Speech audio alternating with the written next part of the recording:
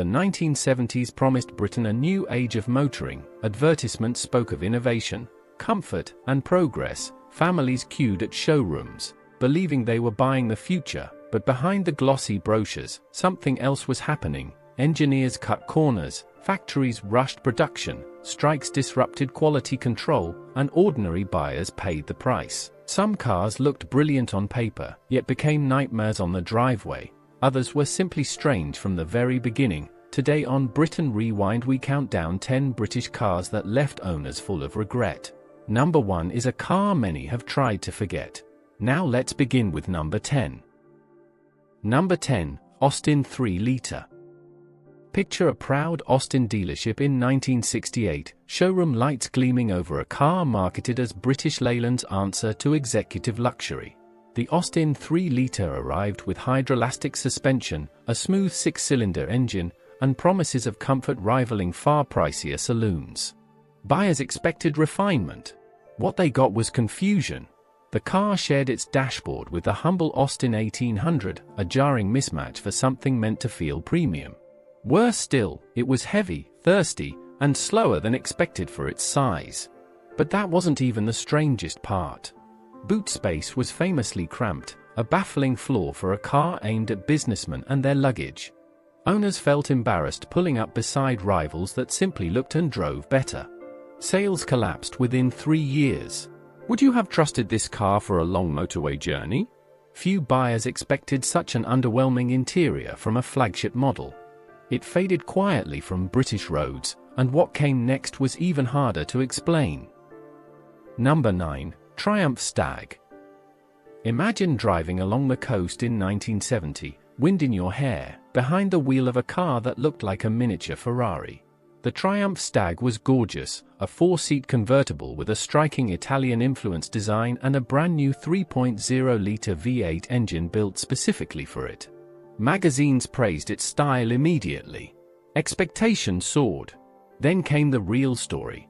That V8 rushed into production, suffered chronic overheating, timing chain failures, and head gasket problems that left engines wrecked within months.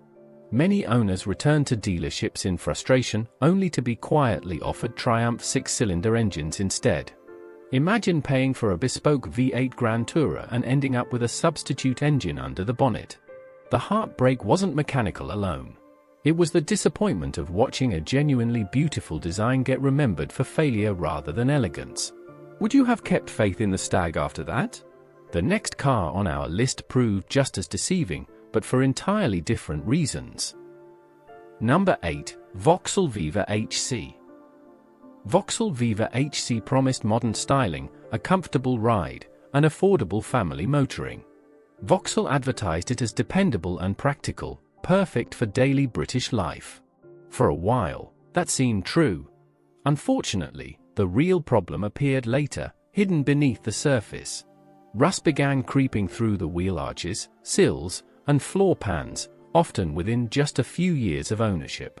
Owners watched panels bubble and corrode long before the car had earned its keep. What made it worse was how quickly that corrosion spread, sometimes catching families completely off guard during routine MOT inspections. Many felt genuinely misled, having believed they'd bought something built to last. The Viva HC became a familiar sight rusting away outside terraced houses across Britain.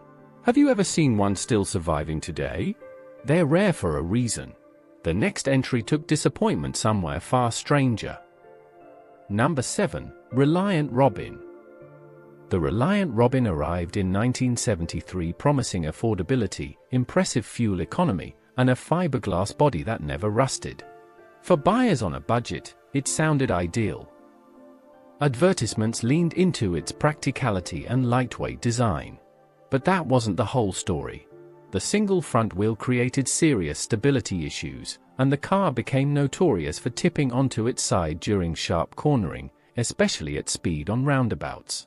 Owners often endured good-natured mockery, yet beneath the humor sat genuine embarrassment and, for some, real safety concerns. Imagine explaining to friends why your car had toppled over on a routine trip to the shops. Still, thousands remained loyal, drawn in by low running costs and simple charm. Would you have trusted 3 wheels over 4? The comedy overshadowed a car that, for all its flaws, refused to disappear from British roads. What followed on our list was regretted for entirely different reasons. Number 6. Austin Allegro. The Austin Allegro arrived boasting innovative hydrogas suspension and a bold new shape. Adverts called it the car of tomorrow. Expectations were sky high. Then came the disappointment. Its rounded, bulbous styling earned unkind nicknames almost immediately, while a curious square steering wheel confused more buyers than it impressed. Reports of wheels loosening and rear windscreens occasionally popping out during jacking only deepened public unease. But the story becomes even stranger. Build quality varied wildly between individual cars, leaving some owners delighted and others utterly furious with the very same model. Many felt genuinely misled by the glossy marketing that never matched their daily experience. It became a symbol of everything critics said was wrong with British manufacturing that decade. Do you think it deserved its reputation? The next car made even the Allegro's troubles look mild. Number 5. Morris Marina. The Morris Marina launched in 1971 with promises of simple, reliable family transport. It sold remarkably well at first, climbing the sales charts within its first year. Yet underneath, corners had been cut severely. The steering, borrowed from an older Morris Minor design, stiffened uncomfortably on longer drives, while a distributor drive prone to premature wear left many owners stranded unexpectedly. Few buyers expected what happened next. Handling on faster corners became genuinely unpredictable, catching inexperienced drivers off guard more than once. Owners frequently returned to garages for repeated fixes, growing increasingly frustrated with a car marketed as trouble-free. Despite everything, over 1 million were built, making it one of Britain's best-selling failures. Can you imagine owning one today? Its reputation still lingers in British motoring folklore. But 4 cars remained even more disappointing. Number 4. Jensen Healey. The Jensen Healey promised genuine performance, pairing Jensen's engineering pedigree with a twin-cam Lotus engine renowned for its potential. Enthusiasts were thrilled. Here, finally, seemed a proper British roadster for the new decade. That excitement didn't last. The Lotus engine, wonderful on paper, proved temperamental in daily use, suffering oil leaks and occasional starting troubles that frustrated even patient owners. Rapidly spreading rust soon followed, eating through bodywork within just a few years. The biggest disappointment was still to come. Financial strain from constant warranty repairs contributed directly to Jensen's eventual collapse in 1976. Owners who'd invested in what felt like a dream sports car watched the company disappear entirely. Would you have trusted a hand-built roadster from a struggling manufacturer? Sadly, the next car's failure ran even deeper. Number 3. Triumph TR7. Picture 1975, motoring journalists gathered around a strikingly angular new shape unlike anything Triumph had built before. The TR7 arrived with wedge styling meant to signal a bold, modern future for British sports cars. Advertisements famously declared it the shape of things to come. Buyers believed it. Unfortunately, reality told a different story. Built initially at a troubled factory plagued by industrial disputes, the TR7 suffered inconsistent panel fits, questionable paint quality, and early reliability issues that undermined confidence almost immediately. That wasn't the mistake owners remembered most, though. Production later shifted factories entirely, creating further inconsistency between individual cars rolling off different lines. Many owners felt cheated, having bought into a bold vision that never matched daily reliability. The sports car meant to save Triumph's reputation instead became another symbol of decline. Have you ever driven one? Few remain unrested today. Still, nothing compares with what happened with our final 2 entries. Number 2. Austin Maxi. The Austin Maxi promised versatility that modern hatchbacks would later copy successfully. It should have been a triumph. Instead, an infamously cable-operated gear change left drivers fumbling through vague, notchy gear selections that frustrated even experienced motorists. Stay with us, because the disappointment ran deeper still. Engines felt underpowered for the car's size and weight, while early quality control issues meant panel gaps and trim problems were disturbingly common. Owners who'd been genuinely excited by the innovative design found themselves apologizing for how clumsy it felt to actually drive. The brilliant idea was let down by rushed execution, something painfully common across British Leyland during this era. Do you think good ideas deserve better engineering?